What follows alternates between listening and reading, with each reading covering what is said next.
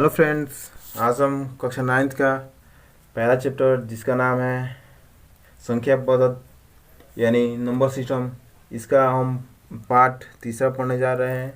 अगर आप सभी को मेरा यह कंटेंट अच्छा लगे तो इसे लाइक करें, कमेंट करें, शेयर करें तथा सब्सक्राइब करना ना भूलें। आइए शुरू करते हैं। इसमें पहला हमारा उदाहरण दिया है कि 10/3, 7/8, 1/7 के दशमलव प्रसार ज्ञात कीजिए। तो पहले हम 10/3 को ले लेते हैं। उसके बाद हम जो 10 में 3 से भाग कर देते हैं, 10 में 3 से भाग कर देते हैं। Dot dot dot dot dot dot, यह खत्म नहीं हो रहा है। इसके बाद 3.333 डॉट डॉट डॉट डॉट, यह हमारा 3 जो है कभी खत्म नहीं होगा, यानी 3 3 3 3 3 बार बार आएगा, यानी यह 3 जो है बार बार हमारा रिपीट होगा। तो जो जिसमें अगर यदि रिपीट होता है उसे हम अशांत दशमलव प्रसार कहते हैं। यह रिपीट हो रहा है, इसलिए इसे हम अशांत दशमलव प्रसार कहेंगे। इसके बाद अगला दिया है 7/8। फिर पुनः हम 7 में 8 से भाग करते हैं तो नहीं जाएगा, तो पहले दशमलव लगा लेंगे तो यहाँ 0 होगा। 7/8 56, 7 9 63। इसमें जो ये संख्या है बार बार रिपीट नहीं हो रही है, इसलिए यह अशांत प्रसार अशांत, ये बार बार रिपीट नहीं हो रही है, यह शांत दशमलव प्रसार की है। यह शांत दशमलव प्रसार की है। तीसरा दिया है 1/7। तो फिर पुनः हम ऐसे एक अंदर कर लेंगे, 7 से भाग देंगे 35। फिर यह 5 बचा, फिर 0 होगा, तो 7 5 7 49 7 49, फिर 1 हो गया तो 7 49। फिर यही हमारा फिर आएगा यहाँ पे 1 4 2 8 5 7, फिर इधर आएगा 1 4, ऐसे बार बार रिपीट होगा। तो ये भी इसमें 0.142857, फिर 1 4 2 8 5 7, इसका बार बार रिपीट हो रहा है, इसमें भी रिपीट हो रहा है, इसलिए यह अशांत दशमलव प्रसार है। अशांत दशमलव प्रसार है। उदाहरण 6वां दिया है, दिखाइए कि 3.142678 एक परिमेय संख्या है। दूसरे शब्दों में 3.142678 को P/Q के रूप में व्यक्त कीजिए, जहां P और Q एक पूर्णांक है और Q ≠ 0 है। तो चूँकि हाँ दिया है 3.142678, इसको हम P/Q के रूप में लिखने के लिए पहले हम 3.142678 को जहाँ दशमलव दिया है उसके स्थान पर 1 रख लेंगे, और इधर जितना अंक होता है उतने हम 0 लगा देते हैं। तो 1 2 3 4 5 6, यानी 1 2 3 4 5 6 हो गया। अब इतने से ही ऊपर भी मल्टीप्लाई कर देते हैं, 1 2 3 4 5 6, यहाँ मल्टीप्लाई करेंगे तो हो जाएगा 3 1 4 2 6 7 8 बटा में 1 2 3 4 5 6। तो ये हमारा P/Q के रूप में हो गया। यह P/Q के रूप में हो गया, जहाँ Q दिया है हमारा 1 2 3 4 5 6, 2 2 4 2 6। आंसर हो गया। इसे 7वां नंबर क्वेश्चन देखते हैं। दिया है, ये क्वेश्चन इम्पोर्टेंट है। दिया है, दिखाइए कि 0.3333 डॉट डॉट डॉट बराबर 0.3 के ऊपर क्या है, बार है, को P/Q के रूप में व्यक्त किया जा सकता है, जहां P और Q पूर्णांक है और Q नॉट इक्वल टू 0 है। तो जो हमारा भिन्न दिया है 0.3333 डॉट डॉट डॉट, यह अशांत रूप वाली संख्या है। इसको हमें P/Q के रूप में लिखना है। तो सर्वप्रथम हम x मान लेते हैं। तो माना इतना बराबर x बराबर कितना हो गया, 0.3333 dot dot dot dot dot. इस यदि इसमें 3 यही बार बार रिपीट हो रहा है, यानी बस एक 3 ही है जो बार बार रिपीट हो रहा है, इसलिए हम इधर भी 10 से गुणा और इधर भी 10 से गुणा। अगर एक रिपीट हो रहा है, एक समान एक ही चीज़ रिपीट हो रहा है बार बार, तो इसलिए इसमें 10 से गुणा करेंगे। यदि दो चीज़ रिपीट हो, जैसे 3, 5 बार बार रिपीट हो रहा है ऐसे करके, तो इसमें हम 100 से गुणा कर देते हैं। और इसी तरह जैसे 3, 3, 3 ये हो गया, 4, 4, 4, 5, 5, 5, मतलब ऐसे तीन शब्द ऐसे रिपीट होता। इसमें हम 1000 से गुणा कर देते दोनों पक्षों में। यहाँ पर एक ही चीज़ बार बार रिपीट हो रहा है, इसलिए दोनों पक्षों में 10 से गुणा करेंगे। तो इधर भी 10 से गुणा कर दिए और इधर अगर 10 से गुणा करेंगे तो ये दशमलव इधर हो जाएगा 3.333। उसके बाद हम क्या करेंगे कि इतने में से इतने को घटा देंगे। जो दिया है 3.333 0.333 को घटा देंगे, तो यहाँ पर 0.003, मतलब यहाँ यदि हम इन दोनों को जोड़ देंगे पुनः हमारा इतना आ जाएगा। तो इसी चीज़ को हमें यहाँ लिखना है। यहाँ पे x है, 10x इक्वल टू, इन दोनों को जोड़ देंगे तो फिर पुनः इतना आ जाएगा। जैसे एग्जाम्पल इस तरह समझ लेते हैं, जैसे दिया है यदि 5 में से 3 घटाएंगे तो 2 बचेगा।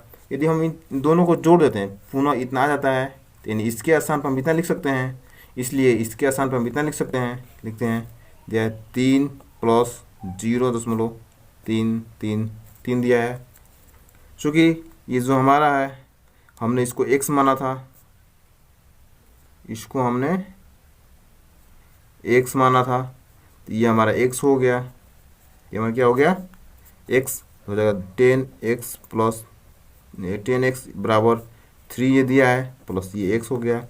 हम x को इधर ला देंगे, 10x minus x equal to हो जाएगा 3। पुनः 10 में से 1x घटा यानी 9x बचा, 9x इक्वल टू 3। यहाँ से x इक्वल टू क्या हुआ, 3/9, यानी 3 का 3, 3 का 9, x इक्वल टू हो गया 1/3। तो हमारे x का वैल्यू कितना आ गया, 1/3। 8वां उदाहरण दिया है, दिखाइए कि 1.272727 डॉट डॉट डॉट डॉट बराबर 1.27 के ऊपर बार लगा है, यानी 2 है, बार बार रिपीट हुआ है इसलिए बार लगा है, को P/Q के रूप में व्यक्त किया जा सकता है, जहां P और Q पूर्णांक है और Q नॉट इक्वल टू 0। आइए इसको सोल्व करते हैं। तो दिया है हमारा 1.272727 डॉट डॉट डॉट, इसका मतलब 2727 के बार बार रिपीट हुआ है। तो सर्वप्रथम हम इसको x मान लेते हैं। तो x इक्वल टू होगा 1.272727। उसके बाद जिस चीज़ का जैसे ये 272727 बार बार रिपीट हुआ है, तो इसलिए हम दोनों पक्षों में 100 से गुणा कर देंगे। यानी 2 बार रिपीट हुआ है तो 2 बार जीरो लगाकर एक अंक लिखकर 100 से गुणा कर देंगे। तो इधर भी 100 से गुणा करेंगे तो यहाँ पे 100x हो गया, और इधर भी 100 से गुणा करेंगे तो ये दशमलव है जो यहाँ चला जाएगा, 127.27 2 7। उसके बाद क्या करते हैं, जो ये संख्या दे रखी है इसमें से इसको घटा देते हैं। यानी 127 जो है 0.2727 में से 1.2727 को घटा देते हैं। तो घटाते हैं, यहाँ पे ये 0 हो गया, ये भी 0 0 0 दशमलव, यहाँ पे 7 में से 1 गया 6 2 1। अब दशमलव को इधर 0 रहता है तो कोई फर्क नहीं पड़ता है, तो हम इन दोनों को जोड़ देंगे तो पुनः हमारा इतना आ जाएगा। पिछली वीडियो में मैंने बताया, पिछला क्वेश्चन में बताया था मैंने। तो करते हैं इसको, फिर पुनः 100x दिया है तो इसको लिखेंगे 126 प्लस 1.2727। क्योंकि हम इसको यहाँ पे x माने हैं, इसको हम यहाँ पे x माने हैं तो इसके यहाँ पे x रख देंगे। 100x equal to 124 plus x, x इधर आगे घट जाएगा तो 100x minus x equal to 126। 100 में से x घटाएंगे तो हमारा 99 हो गया। 99x इक्वल टू 126, तो हमारा x इक्वल टू क्या हुआ 124 बटा में 99। 3 से कटेगा, 3 के 3 चौके 12 और 3 में 6, तो हमारा क्या हो गया, फिर 3 से कटेगा, 3 एकम में 3 3 चौके 12 3 एकम में x बराबर क्या हो गया हमारा 14/11। यह p बटा q के रूप में हो गया। और जहाँ q हमारा दिया है 11। आइए अगला क्वेश्चन देखते हैं। 9वां नंबर दिया है दिखाइए कि 0.2353535 डॉट डॉट डॉट बराबर 0.235, यानी इसमें 35 बार बार रिपीट हुआ है, को p बटा q के रूप में व्यक्त कर सकते हैं, जहाँ p और q पूर्णांक है और q नॉट इक्वल टू 0। तो आइए इसको सॉल्व करते हैं। पहले दिया है 0.2353535, तो पहले इसको हम x मान लेते हैं। माना 0.2353535, तो इसमें इसको x मान लेते हैं। इसमें 35 बार बार रिपीट हुआ है, तो इसमें 35 बार बार रिपीट हुआ है, इसका मतलब 2 रिपीट हुआ है बार बार, तो इसमें 2 अंक 35 बार बार रिपीट हुआ है। इसका मतलब हम इसमें 100 से दोनों पक्षों में गुणा कर देंगे। यहाँ 100 से गुणा होगा तो 100x हो जाएगा, और यहाँ 100 से गुणा होगा तो हमारा होगा 23.535, ऐसे डॉट डॉट डॉट हो जाएगा। तो उसके बाद हम क्या करते हैं कि इसमें से इतने को घटा देते हैं, यानी 23.535 में से 0.235 इसको घटा देते हैं। तो यहाँ हमारा 0 0, यहाँ 5 में 2 गया 3 दशमलव, यहाँ पे 3 बचा, यहाँ पे 2 बचा, क्या बचा हमारा। अब फिर इन दोनों को हम जोड़ देंगे तो हमारा इतना आ जाएगा। तो जोड़ देते हैं, यहाँ पर 100x बराबर 23.3 प्लस 0.235 डॉट डॉट डॉट। जो ये हमारा वैल्यू दिया है, ये हमने x माना था तो यहाँ हम x रख देते हैं। तो 100x equal to 23.3 plus x को फिर पुनः इधर डाल लेंगे। तो 100x minus x equal to 23.3, तो घटेगा हमारा होगा तो 99x इक्वल टू 23.3, तो ये बटा में आ जाएगा x इक्वल टू 23.3 बटा 99। तो ये हमारा जो हो गया p बटा q के रूप में हो गया, जहाँ जो q है 99 है। फिर 10 घटा देते हैं तो ऊपर भी 10 से गुणा, नीचे भी 10 से गुणा कर देंगे, तो यहाँ हो जाएगा 133 बटा में 990। 10वां क्वेश्चन दिया है एक बटा 7 और 2 बटा 7 के बीच की एक अपरिमेय संख्या ज्ञात कीजिए। चूँकि तो इसी को हमें देखना है, अपरिमेय दिया है तो 1/7 को पहले हम दशमलव में चेंज कर लेंगे। तो हमने पिछली वीडियो में 1.7 को दशमलव में चेंज किया था, 0.285714 होगा। पुनः यही रिपीट हो जाएगा बार बार।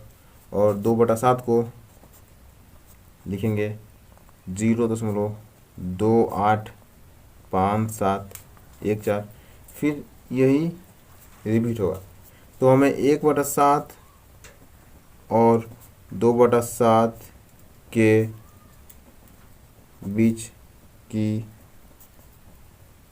एक परिमेय संख्या लिखनी है। तो हम कुछ भी लिख सकते हैं, जो ये हमारा गलत हो गया, यहाँ पे 1 4 5 ये हमारा गलत हो गया है।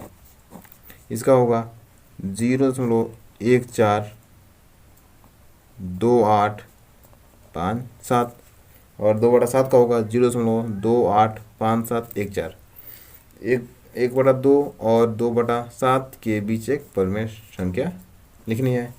तो हमें जो दिया है 0.14 से बड़ा लेना है। 1 4 5 भी लिख सकते हैं, 6 भी, 7 भी, 8 भी, हम कुछ भी ले लेते हैं। 1 9 ले लेते हैं।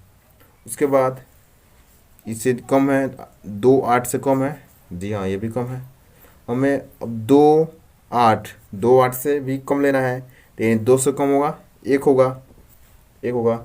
और 8 से कम तो हम कुछ भी ले सकते हैं, 3 4 5 लीजिए, हम 3 ले लेते हैं। इसका बार बार रिपीट हो रहा है। तो फिर ये 5 से भी कम लेना है हमें, यानी 5 से 4 ले लेते हैं। और 4 से भी कम, 7 से भी कम लेना है, यानी हम 3 लेते हैं। तो यही हमारा 1/7 और 2/7 के बीच एक परिमेय संख्या होगी। चूँकि यही नहीं, हम बहुत सारी संख्या लिख सकते हैं इन दोनों के बीच, तो मैंने तो यही लिखा है, आप दूसरा भी लिख सकते हैं।